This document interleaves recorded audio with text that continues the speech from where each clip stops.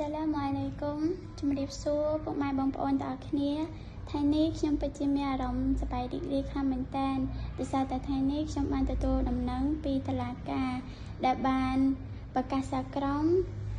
បានផ្តន្ទាទោសជនល្មើសឲ្យជាប់ទោសរយៈពេល12ឆ្នាំ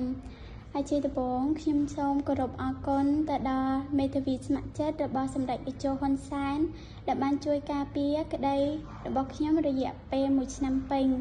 ជាបន្ទាប់ខ្ញុំសូមអរគុណទៅដល់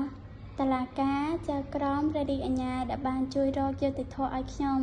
ហើយជាពិសេសទៅទៀតនោះខ្ញុំសូមគោរពអរគុណយ៉ាងជ្រាលជ្រៅទៅដល់លោកតាសម្ដេចតេជោហ៊ុនសែននិងលោកយាយគតិបណ្ឌិតបូរនីហ៊ុនសែនដែលបានជួយចៅជួយយកយុត្តិធម៌ឲ្យចៅនៅពីក្រោយខ្នងចៅធ្វើឲ្យចៅមានភាពកក់ក្ដៅហើយចៅសូមសន្យាថាចៅនឹងធ្វើជាក្មេងល្អជាមនុស្សគំរូនិងជាទំពាំងស្នងរិស័យនៅប្រទេសជាតិនៅពេលខាងមុខហើយកូនក៏មិនភ្លេចគោរពអរគុណទៅដល់អ្នកម៉ាក់សុមាលីម៉ាក់ជាម៉ាក់ដ៏ល្អរបស់កូនម៉ាក់តែងតែនៅក្បែរកូនមិនថាមានរឿងអ្វីកើតឡើងក៏ដោយម៉ាក់អត់ដែលបោះបង់កូនទេពេលកូនយំម៉ាក់នៅក្បែរកូនពេលកូនសប្បាយម៉ាក់ក៏សប្បាយចិត្តហើយកូនពិតជាអរគុណម៉ាក់មែនតើ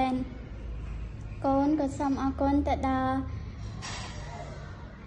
អង្គការ AFSIP ដែលបានផ្ដល់ជំរកស្នាក់នៅឲ្យកូនបានរៀនសូត្រមើលថែទាំកូនបានយ៉ាងល្អឲ្យកូនបានរឹងមាំដូចសពថ្ងៃនេះកូនសូមអរគុណ